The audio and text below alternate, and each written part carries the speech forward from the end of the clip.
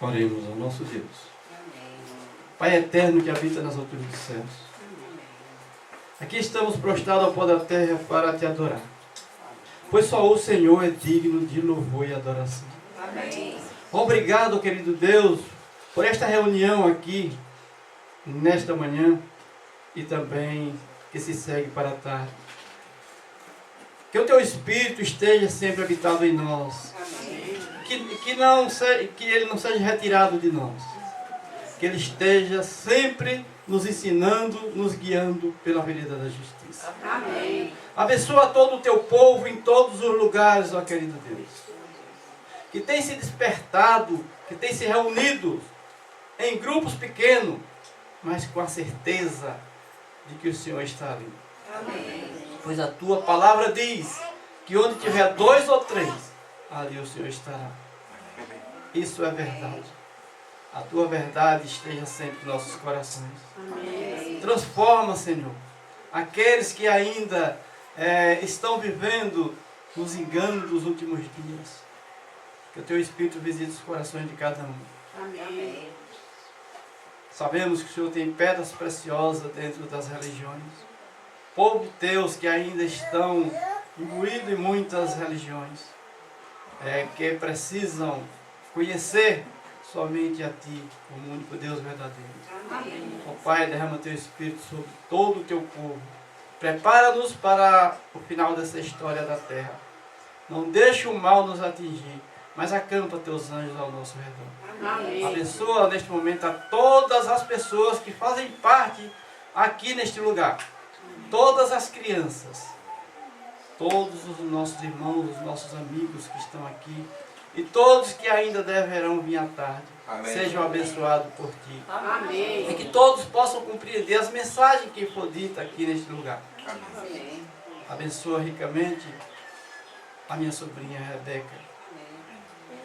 E também ao seu esposo e ao seu filho, que promoveram esta reunião aqui neste lugar.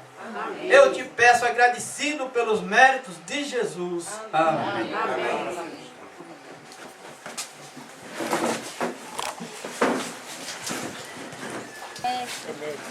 Na casa da irmã Rebeca, do irmão Léo, família, que estão todos aqui, como ela falou no estande aqui, família dela, família de Léo. E família de Deus, né? Porque aqui todos que estão aqui, sem dúvida, são famílias de Deus. Eu não tenho dúvida que se Jesus voltasse agora, todos nós aqui estaríamos na Canaã celestial com Ele. Vocês lembram que quando em Pentecoste, quando houve ali o batismo do Espírito Santo perante os apóstolos, todos que estavam ali receberam. Foi assim?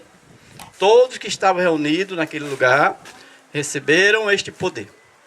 Então aqui também está todos reunidos. Se Cristo voltasse agora, todos receberiam este poder. Então que bom é a gente estarmos juntos. Tem um salmo que diz assim, um salmo 127, né? Ó, que bom e agradável é viverem unidos os irmãos. É nesse objetivo aí que a gente quer falar aqui um pouquinho. Depois eu quero passar para o irmão Paulo. A gente quer falar sobre a salvação, não é? Mas antes mesmo da salvação, a gente tem que entender que tem que haver essa união em Cristo. União, viver unido os irmãos. Isso é importante, irmãos. Esse tipo de união. Como a irmã Rebeca falou, que ela quer fazer todo ano, louvado seja Deus por isso. Se fosse todo dia, a gente ainda ficava mais alegre ainda. Porque é um pedacinho do céu. A gente está junto, todo em um só objetivo. Adorar ao nosso Criador. Que gratificante, né? A nossa vida que Ele nos dá, os nossos filhos, né? Ele nos dá o privilégio de estar aqui, juntos, todos juntos, unidos. É coisa que quando a gente sai, fica com saudade. Mas vamos falar um pouquinho sobre a salvação. Irmãos, primeiro quero dizer a vocês que a salvação nunca foi, não é e nunca será comprada por dinheiro. Certo? Mas pode surgir muitos enganos na terra, que a terra está cheia de enganos nesses últimos dias. E muita gente pode ter sua mente ludibriada a pensar que o dinheiro pode salvar. Mas é engano. Vejam, eu queria resumir, por causa do tempo também, certo? Em Marcos 13, Marcos 16, 15 e 16, diz o seguinte. Estão com a Bíblia? Marcos 16, 15 e 16. Diz assim. Quem crê, a partir do verso 15. Então ele disse: vão pelo mundo inteiro e anunciem o evangelho a todas as pessoas. Quem crê e for batizado será salvo. Porém, quem não crê será condenado. Pronto. Aqui, essa primeira parte aqui já está dizendo o que você deve fazer para você ser salvo. Você lembra o que foi que disse aqui o versículo? Quem crê, eu quero que vocês continuem. Quem crê será o quê? Será salvo. Então quem crê, então para ser salvo precisa primeiro o quê? Primeira parte é o quê? Crer e ser batizado. Por quê? Crer e ser batizado. Porque só batiza se crer. Né? Alguém só pede o batismo quando crê. Então precisa crer. Quando você crê, então você será batizado e será salvo. Aí alguém pode perguntar: e se eu não for batizado? Essa pergunta, uma pergunta parecida com essa, fez Nicodemos para Jesus. Mas Jesus disse para ele que importa nascer da água e do Espírito. E quem não nascer da água e do Espírito não vê o reino do céu. Então nós nunca devemos esquecer que nós precisamos nascer de novo. Por que a necessidade de nascer de novo? Porque quando nós nascemos uma vez, nós fomos crescendo e conhecemos o pecado. O mundo cheio de pecado. E por conhecer o pecado e se envolver nele, nós necessitamos de morrer por causa desses pecados. E a primeira morte é simbolizada na água. Você vai batizar na morte de Cristo para ressuscitar com Cristo. Assim está escrito em Romanos 6, verso 3. Né? Onde Paulo diz: em Cristo fomos batizados para vivermos unidos com Ele. Então, somos batizados em Cristo. Irmãos, eu sempre toco nessa tecla. Não existe batismo no Espírito sem Cristo. Sem Cristo não há batismo no Espírito Santo. Porque João Batista, ele já havia dito que unicamente Jesus batiza com o Espírito Santo. Amém.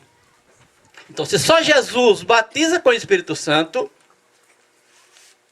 e Jesus, ele não está hoje presente em pessoa aqui, então vale a gente entender que o batismo no Espírito Santo é necessário que seja em Cristo, ou seja, na morte de Cristo, assim como os apóstolos foram batizados.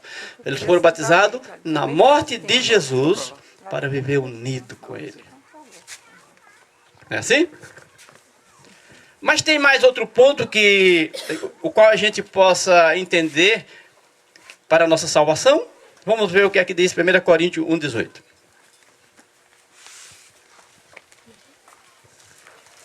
1 Coríntios 1.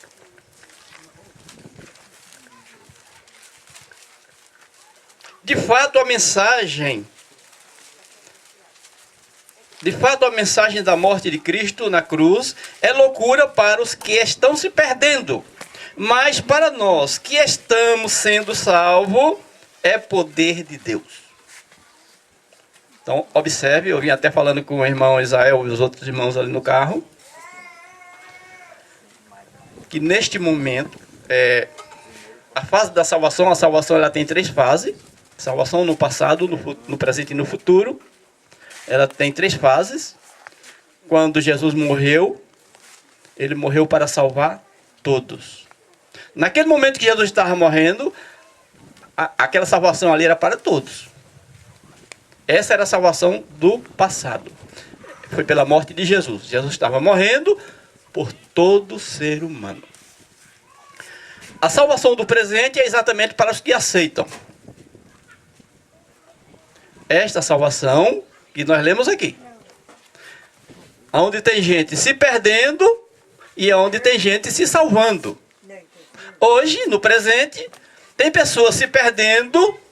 Por quê? Porque ainda não aceitaram a Cristo, a sua morte. E tem pessoas se salvando porque já aceitaram,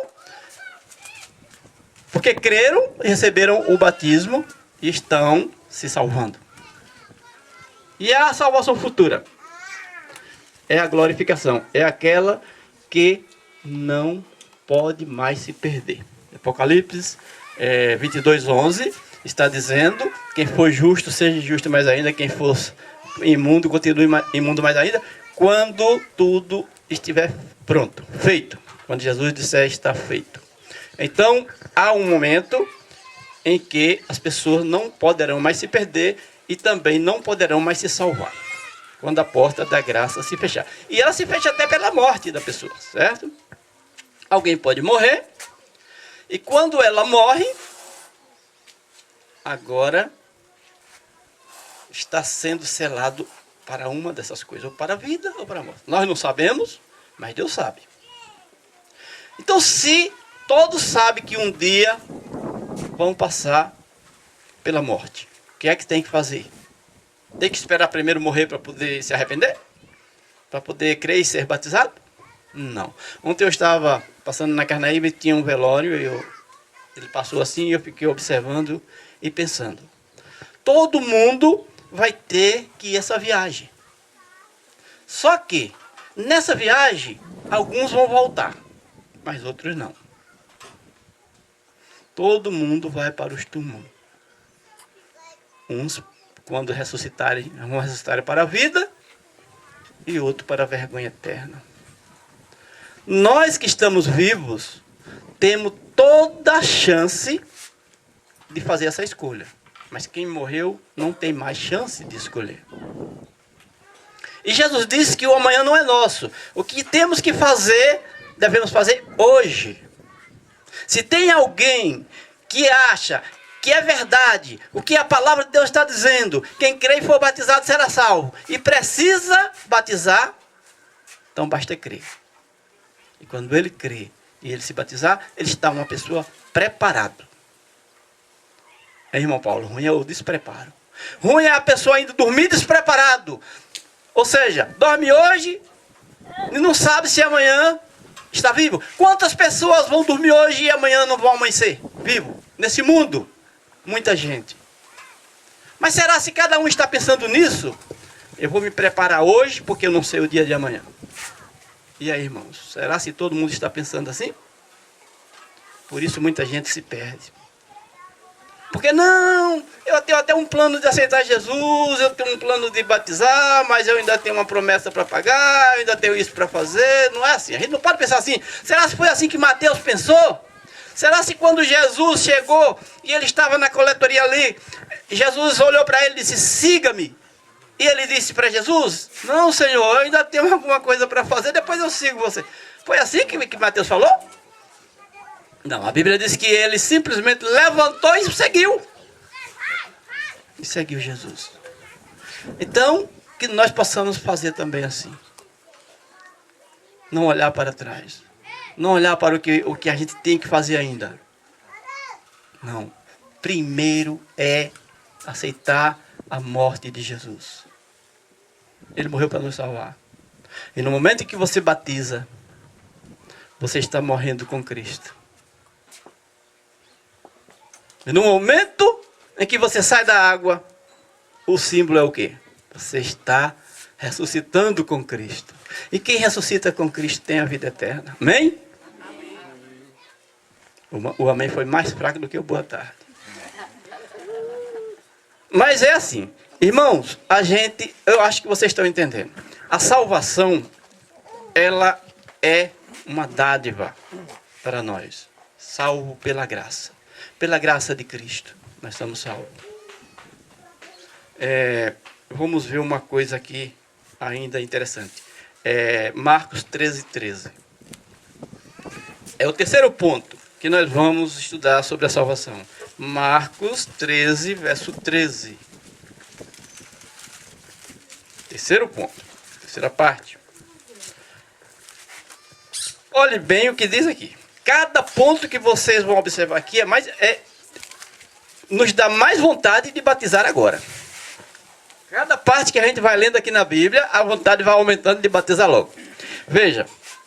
Todos odiarão vocês por serem meus seguidores, mas quem ficar firme até o fim será salvo. Em outras versões aí, diz o seguinte: quem perseverar até o fim será salvo. Ou seja, é só crer e batizar que vai ser salvo? Nós vimos ali, quem crer e for batizado será salvo. Mas é só crer e batizar? Precisa perseverar, não é isso? Perseverar até o fim. Ou seja, quando você corre uma maratona, aí junta ali, vamos dizer, 100 pessoas. Todos estão ali preparados. Mas será se todos vão chegar? Muitos vão ficar pelo meio do caminho. Mas aqueles que perseverar até o fim receberão a coroa. Receberão a medalha, não é assim? Eu vou contar para vocês a história de um gato. E aí nós vamos para a outra parte. Eu estava na igreja adventista e com 3 mulheres a gente andava pregando o evangelho assim, um pouco distante, e a gente ia caminhando, e era mais ou menos uma hora dessa. Quando a gente vinha voltando, 3 gatos pequenos, não sei se pessoas jogaram eles lá, no meio do mato, para eles morrer lá, devia ser gato. Devia ser fêmea, o povo pega e joga para lá. Eu sei que esses gatos viram a gente caminhando e vieram atrás da gente, miando. 3 gatos. Aí a gente ia andando, olhava para trás e lá vem esses gatos, pequenos. Como que ele diz assim? Tem pessoas que vão acompanhar, vão ficar aqui para morrer de fome. Aí a gente sempre olhava para trás e via esses gatos. Daqui a pouco nós só vimos 2. Um ficou no meio do caminho e lá talvez tenha voltado. E os outros 2 vieram. E a gente caminhando, chegou lá adiante, eu olhei, só vi um.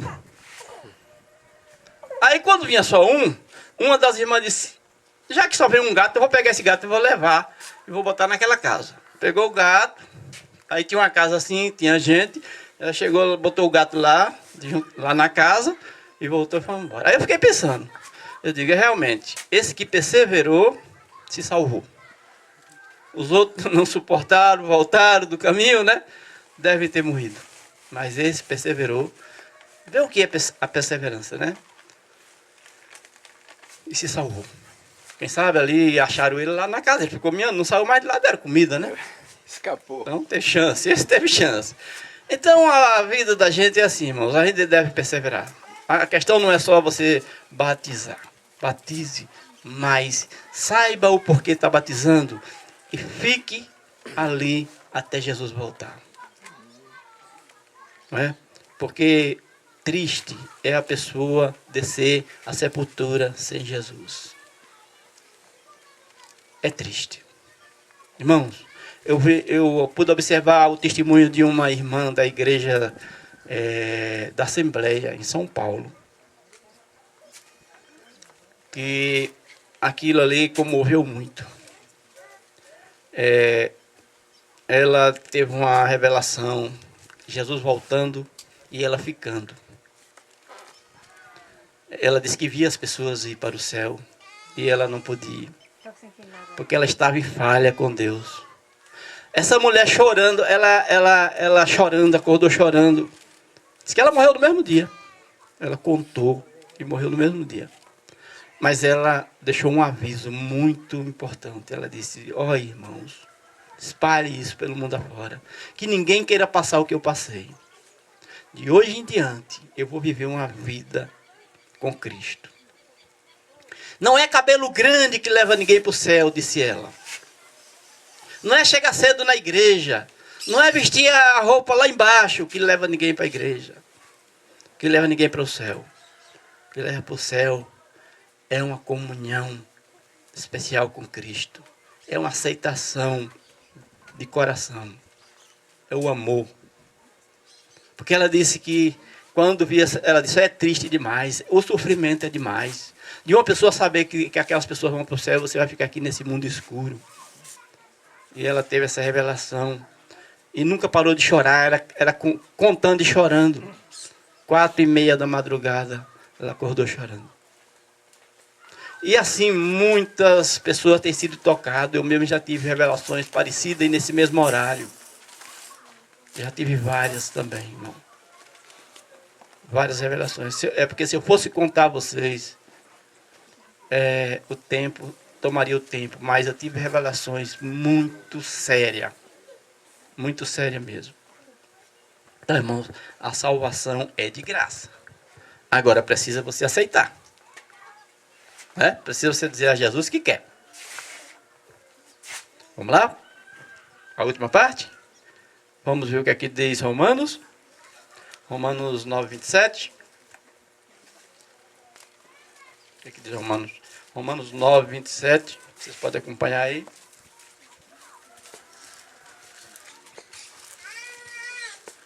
Ó, irmãos, nós somos comprados unicamente pelo sangue de Jesus. Não envolve dinheiro na salvação. Ninguém pense que envolve dinheiro na salvação, porque a salvação é unicamente pelo sangue de Cristo. Certo? Se você der dinheiro na sua igreja, você pode se salvar. Se você não der, você se salva do mesmo jeito. Dinheiro não compra salvação. Nós somos comprados pelo sangue de Cristo. Amém. Amém. Unicamente pelo sangue de Cristo. O dinheiro é apenas um cumprimento das coisas. A gente, para vir para aqui, vai necessitar de um pouquinho de dinheiro, né, irmão Paulo, para botar uma gasolina, uma coisa e tal, a gente. Mas não pode envolver na salvação, irmãos. O dinheiro, Pedro disse para um homem, sirva para a sua perdição. Querer comprar o poder de Deus com dinheiro. E vou lhe dizer uma coisa, irmãos. É triste até dizer.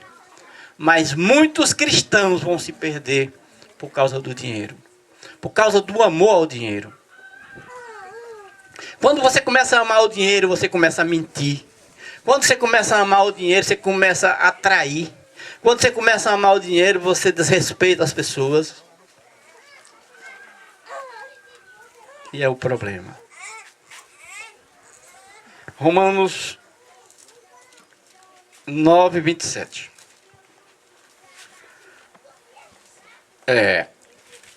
Isaías disse a respeito de Israel: mesmo que o povo de Israel seja numerosos como os grãos de areia, somente o remanescente se salvará. Veja que não é a grande multidão não, viu? O remanescente é um pouco deles. Até que aqui na minha tradução aqui, só um pouco deles se salvarão. Ainda que os filhos de Israel sejam como os grãos de areia do mar. Seja uma multidão, milhares e milhares. Só o remanescente se salvará. Irmãos, que o Senhor nos abençoe para a gente fazer parte desse remanescente. Amém. Porque se a Bíblia está dizendo que só o remanescente se salva, quem sou eu para dizer que não? Hein? Aí cabe a qualquer um de nós procurar. E quem é esse remanescente? Que só se salva eles. Eu quero fazer parte deles, sim. Eu estava mostrando ali aos irmãos em Apocalipse 12:17, onde vem falando no remanescente, também Jeremias 23 vem falando do remanescente, que é um povo que serão espalhados, né? Serão espalhados. Mas lá no livro de... me esqueci agora. Mas lá mesmo em Jeremias, Deus diz que vai juntar este povo que serão espalhados. É um povo que sofrerão. Porque é o povo que é mais odiado pelo diabo. O diabo odeia o remanescente. Miqueias, exatamente. Ele fala que Deus juntará, né? É exatamente isso. Pronto, e Deus juntará este povo, que é o povo dele. E Deus conhece o seu povo. E o povo de Deus conhece a Deus. Não é assim? Irmãos, hoje eu posso dizer que sou feliz. Eu passei 19 anos na igreja, onde dirigi por 15 anos. Mas não tive nem um quarto da felicidade que eu tenho hoje. Porque hoje eu estou vendo as pessoas aceitando de coração o que no passado a gente não via. A gente via as pessoas indo para a igreja por uma razão, um motivo qualquer, mas hoje não, a gente está vendo as pessoas aceitando de coração. A gente encontra com as pessoas. Eu tenho uns amigos aqui que eu gosto muito, andam comigo sempre.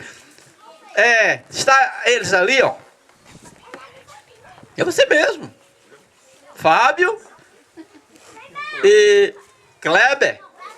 Irmão Israel. Fui buscar ele lá na casa dele, porque são amigos e irmãos queridos. Irmãos que a gente está sempre estudando juntos. E quando termina a nossa discussão, o nosso debate, a gente se abraça e sai. Não é isso? Isso é que é muito bom. Então essa alegria eu estou tendo hoje. A alegria de ver as pessoas humildes. Pessoa de Deus é conhecida, irmãos. É conhecido. Quem foi que estava pregando? Foi o irmão Tiago. Estava falando nisso, né? Que o povo de Deus, ele tem que ser um povo conhecido. Foi o irmão Paulo que falou lá naquela hora, não foi? Conhecido, o irmão tem que ser conhecido. O povo de Deus não é um povo diferente, é um povo conhecido. Você olha de longe e diz que ali é de Deus. Ali é um homem de Deus. Né? Você conhece pelo seu comportamento, pela o seu modo de agir. Você vê Cristo naquela pessoa. Então, irmãos, que Deus seja louvado, que o Senhor nos abençoe, que o Senhor nos guarde de todo mal. Eu espero em Deus, por Jesus, que Ele vai salvar todos vocês e todos vocês vão aceitar essa salvação. Porque muitas vezes a gente se acha durão.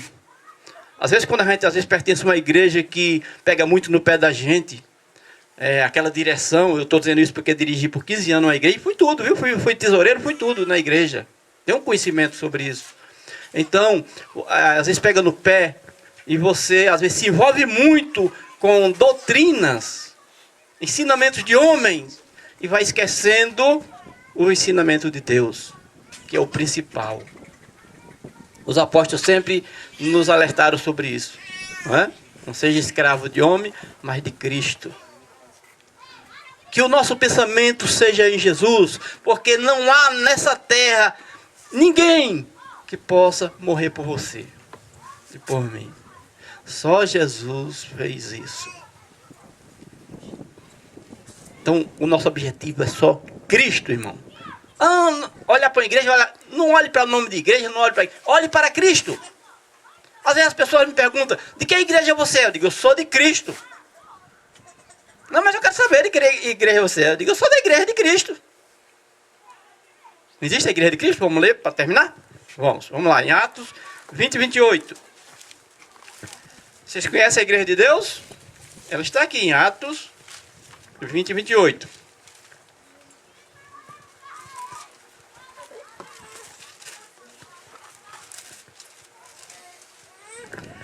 Olhe bem. Esse é o último versículo que eu vou ler, mas vocês vão ficar com esse versículo na mente de vocês. Eu podia até ver em duas versões aí. Na minha está assim, ó. Cuidem de vocês mesmos e de todo o rebanho que o Espírito Santo entregou aos seus cuidados, como pastores da igreja de Deus, que ele comprou por meio do sangue do seu próprio Filho. Ninguém é comprado por dinheiro, irmão.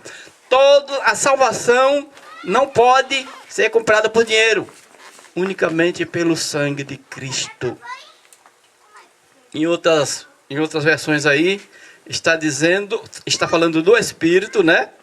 E do sangue de Cristo. Não é assim? Gostaria de ouvir uma versão aí. Pode ler aí, que não seja a linguagem de hoje.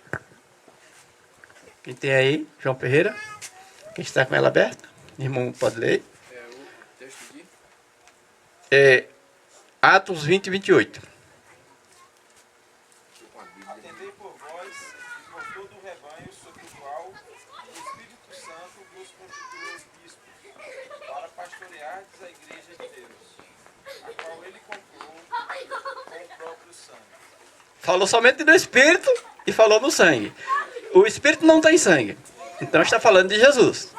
Não é isso, irmão? Muito bem. É porque nessa versão aí, ela vai direto. Ela vai diretamente dizer que o Espírito Santo é o próprio Jesus e sai de Jesus.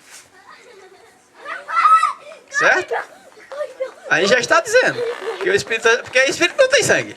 Então, é o próprio Jesus e sai de Jesus. É aquele poder que sai de Cristo. Saiu de Deus para Jesus, sai de Jesus para nós. Ele não vem diretamente de Deus para nós. Ele vem para Jesus, de Jesus vem para nós. Então, que Deus nos abençoe e nos conceda uma tarde feliz. E nós vamos passar a palavra para o irmão Paulo. Vocês vão ouvir aqui agora a mensagem pelo irmão Paulo. É o irmão Paulo? É o irmão Paulo que vai passar a mensagem agora. E a gente está feliz com vocês porque vocês estão aqui. Amém?